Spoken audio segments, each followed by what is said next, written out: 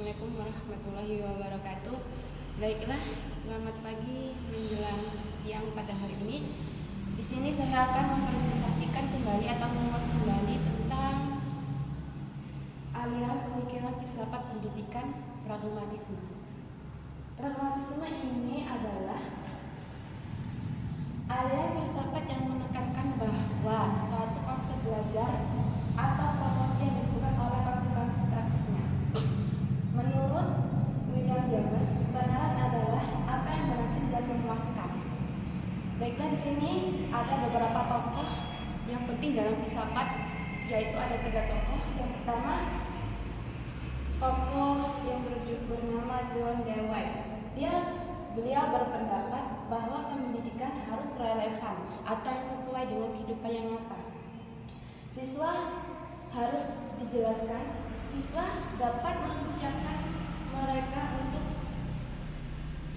berpartisipasi aktif dalam masyarakat, yaitu siswa yang beraktif atau dia lebih kreatif dalam menghasilkan ide-ide atau gagasan. 2. William James. Beliau berpendapat bahwa ide-ide harus dinilai berdasarkan konsekuensi praktisnya. Beliau berpendapat harus memunculkan mahasiswa atau masyarakat lain harus memunculkan ide-ide atau gagasan yang baru untuk mahasiswa untuk konsekuensi praktisnya atau dunia nyatanya. Yang ketiga yaitu Charles Sanders Peirce. Beliau berpendapat bahwa pemikiran harus mengarah pada tindakan yang efektif, atau yang bisa dikatakan pemikiran tersebut harus sesuai dengan yang sesuai dengan relevan atau menurut siswa yang efektif, harus mengarah pada yang nyata. Yang ketiga di sini pembahasannya prinsip-prinsip pragmatisme dalam pendidikan, yaitu 1. Pembelajaran berbasis pengalaman.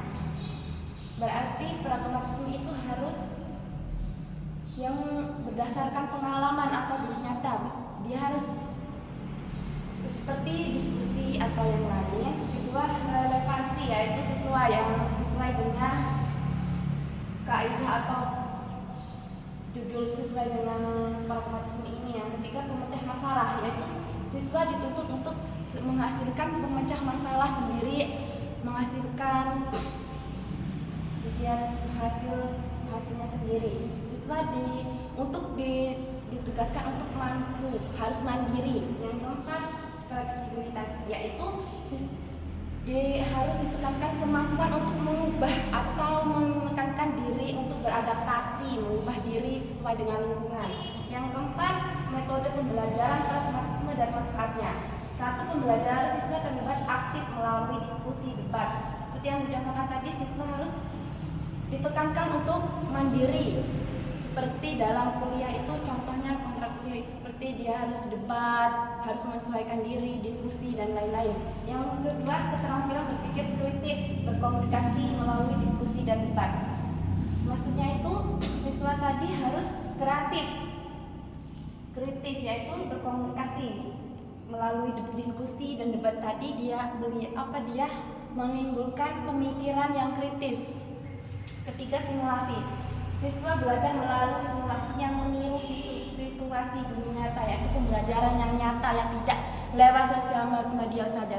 Di era globalisasi ini kan banyak yang melalui online atau sosial media. Nah, di sini aliran pemikiran filsafat pendidikan pragmatisme itu menekankan bahwa pembelajaran mahasiswa itu harus dunia nyata, yang sesuai langsung dunia nyatanya. Kesimpulan, baiklah, di sini pembahasannya sudah selesai. Kita kan kesimpulannya, pragmatisme itu menawarkan pendidikan yang relevan atau sesuai dan efektif di pendidikan yang modern, dengan menentukan pembelajaran berbasis pengalaman, relevansi, pemecah masalah, dan fleksibilitas. Dari semua ini tadi, intinya pragmatisme itu, kesimpulannya, dia menekankan atau menawarkan metode pembelajaran itu yang sesuai, yang relevansi, pemecah masalah, dia itu mandiri, seperti diskusi, dia harus menghasilkan komunikasi, debat, diskusi isu. Yang terakhir fleksibilitas, yaitu kemampuan sesuai, dia harus memecahkan kemampuannya sesuai dengan lingkungan. Yang terakhir saran. Di sini pendidik perlu menjadikan atau menggunakan metode pembelajaran pragmatisme yang melibatkan siswa secara efektif dalam proses pembelajaran. Saran di sini, siswa itu ditekankan untuk menjadi yang efektif atau aktif dalam belajar seperti diskusi, debat. Yaitu di sini tadi dijelaskan juga manfaat untuk metode pengerjaan aliran filsafat pendidikan pragmatisme itu melahirkan mahasiswa yang kreatif, mahasiswa yang menjadikan mahasiswa yang